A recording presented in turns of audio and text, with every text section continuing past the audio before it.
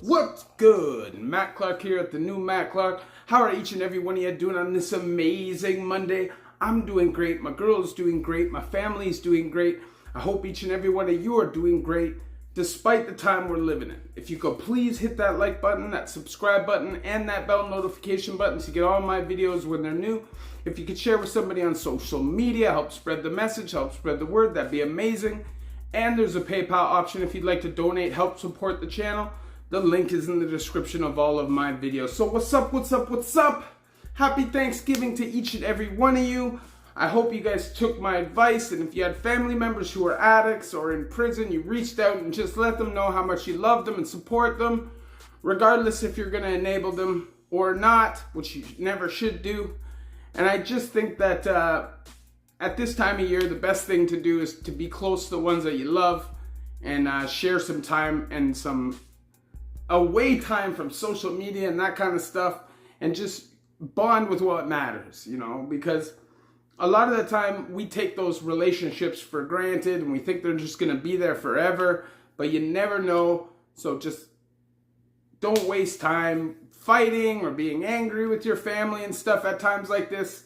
Just get together, let bygones be bygones, and work it out. So I want to tell a story, okay? So this story, I think I might have told it in a live or something like a long time ago. But this is a story of what happens when you mix criminals with addicts, and how bad and how quickly an addict could be so close to danger and not even realize it, and how I basically saved this dude from impending doom, and he had no idea what was going on until I had to finally tell him, like, buddy, you know what I mean? So anyways, I work for this company, right? This is like just before I got arrested. I was building pools and stuff like that, and I worked for this company, and this young kid that I worked with, up and coming kid's like 20 years old, had his stuff together, but you could tell he wanted to be gangster. He sold dope, he wanted to make money and live on his own and just be a little bad boy, and he was definitely about fighting and about that action. Like I'll say, the kid's a little bit of a nut job, okay? He's not all the way right upstairs. And then I got kicked out of my family's house. Long story, maybe I'll tell that story one day, exactly how that happened. But I ended up living at a house in Oak Ridges. And the house that I lived at, this kid worked kind of like where I worked, close to. So for a short period of time, I was getting rides from this kid from where I lived into work after I'd gotten kicked out of my house, before I'd really relapsed, fallen back into the criminal life. At this time, I was just doing a lot of drugs, maybe some cocaine and things like that, smoking a little bit of Crizzle. You know, I was living off the chain, but not quite fully engaged yet in active addiction, just kind of weekending in and stuff like that. So anyways, this kid asked me one day if I could help him grit. And that's the kid who used to drive me into work. So I said, yeah, this guy I work with, from what I hear, he's got pretty good, you know, and I'll take you over there and you can introduce yourself to him, and then whatever. From that point on, you can just kind of be on there on your own and you go see him on your own. So I take him over to the house. He buys a little 1-2. The first thing the guy says is, look, man, I have this dog, which was a beautiful King Rottweiler. Tail wasn't cropped, all black, doesn't have or a German Rottweiler, doesn't have the brown on the eyes, so it's a solid black face. He was probably 125, 130 pounds. His name was King. Just a beautiful, beautiful, beautiful Rottweiler, right?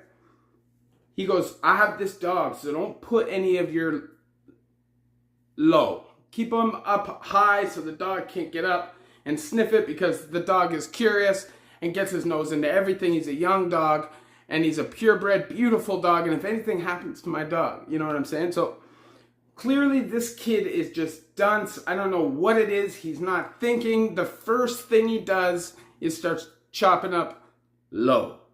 And not only does he start chopping up low, he chops up these huge Doc Holidays, these big giant rippers, and just turns his back and starts engaging in the conversation. And before we know it, Buddy starts yelling, hey, is that my blah blah? And all you see is little remnants of the Linos left. It's like a sniff blown across the table, and all the rest of it is gone, meaning that his Rottweiler has now sniffed the cocaine. And now this is a problem, okay? Because this guy's a serious dude in terms of aggression, anger, and the other dude is like a pacifist. He's really into his culture. He's not really about that at all. And he doesn't really realize that there's people like him. You know, he's one of those guys that just kind of thinks everybody's like him, peaceful, doesn't really want to fight, whatever. And this nonchalant move got him in real trouble. But he starts flipping out, right? So I tell him, I say, go outside, man. You got to go outside. I'm gonna talk to him, okay? So I'm talking to the guy and I'm like, bro, like, I know it's bad. The dog's probably going to be all right. Maybe you have to take him to the vet. You make the guy pay for that. He's like, you know, at the time he's like not really flipping out about it, but he's like, look, if anything happens to my dog, I'm telling you, I'm going to hurt this dude. Like, I'm seriously going to hurt this dude. So I'm like, bro, listen, the guy's an idiot. Obviously he's an idiot, but don't put your life in order or at risk to beat this kid up or hurt this kid, because it could get real bad. He's the kind of guy that probably could take it a little bit overboard. Just not worth it, right? So we're literally standing there like 2 minutes later, and his dog's just running around, not listening to any of his commands. And the dog is typically a super obedient dog, trained really well. Anybody who knows Rotties know that they're really smart, and he just wasn't listening, and he was going at 90. Like, you could see his heart was racing. He was definitely bozzled. The next thing that happens, the dog pukes. And he goes, bro, you got to get this guy out of here right now. So I run outside and I say, bro, let's go. Let's go. Jump in your car. Let's go. So we start driving down the road. The guy calls me like 2 seconds later. Yo, Clarky, bring this guy back here right now. I'm going to pick that guy up. And I'm like, bro, I'm not bringing him back. I'm not going to let you do that. You got to do what you got to do if you find him on your own. But I'm not going to drive him back to you in case something bad happens. He doesn't mean what he did. He's an idiot, of course. But that's what happens when you let addicts use in your house. They don't listen. They're not paying attention. They don't care. It is what it is. You open yourself up to this. So now you want to take it to this extreme. When your dog's puking and stuff, he's flipping out a little bit, but he's probably going to be all right. He goes, I'm telling you, if anything else happens to my dog, I'm going to be at your house in the morning and I'm going to kill this guy. And I was like, you got to do what you got to do, bro. It is what it is. The next day, I work with the kid and he is flaming. He is angry, angry, angry. And I did talk him down. I did talk him out of it. The dog was okay. It didn't have to go to where it was going to go. But I'm telling you, this guy who left that stuff down low on the table had zero idea how close he was to getting hurt. I know personally that this person had weapons in the house. I know personally that this person was not scared to use them. And I know that this other dude had zero action for this kid. You know, this is like a true like hippie pot smoker, like maybe, you know, gotten a scrap once or twice when he was in high school, but just not that personality. You'd end up just beating him up, assaulting him, and probably end up going to jail. I can't say for sure. He would act like he's not that kind of guy. He's going to act like he's not a snitch. But when you hurt people, you'd be surprised at how they react, no matter how down they seem in the time. People get scared, and when people get scared of somebody, they can react crazily. I've seen it happen many a times. Guys that are supposed to be super gangster, they get hurt, and they're screaming for guards. They're running off ranges. It happens. So I didn't want to see anything happen bad to the guy who clearly just made a stupid mistake.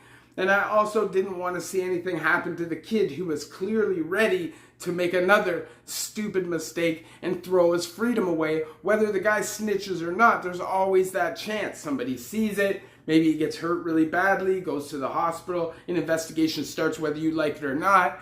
You just never know. And you're literally putting your life at risk anytime you engage in physical confrontation with somebody, because whether it's you or that person, one of you could always get out of hand.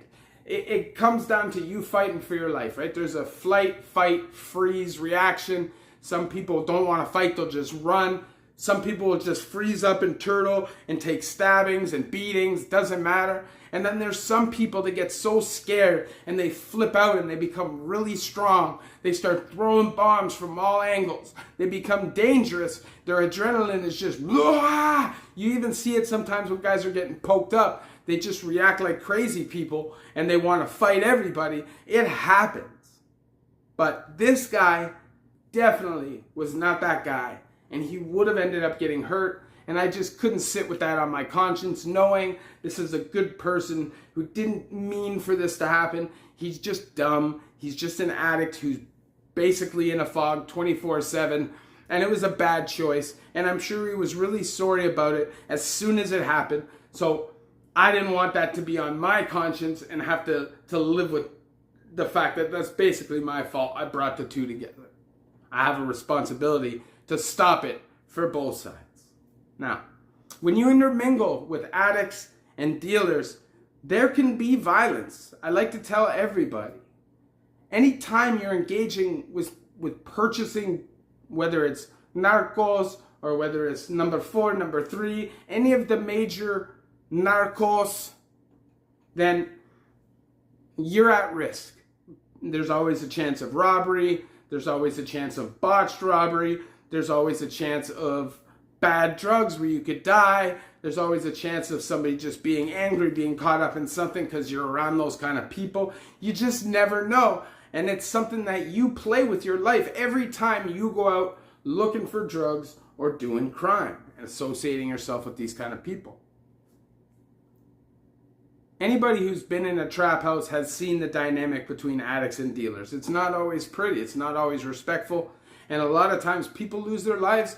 People lose their faculties, I guess, in that process because it's like oil and water, you know? The guys that are selling drugs a lot of the time despise the guys that are doing drugs, and the guys that are doing drugs a lot of the time despise the guys that are selling drugs because of shady practices. So it just, at the end of the day, if you're using and you're involved in that lifestyle and you're just not cut from that cloth, you're not a violent person, you're not really prepared to fight somebody, get somebody else to get your drugs for you.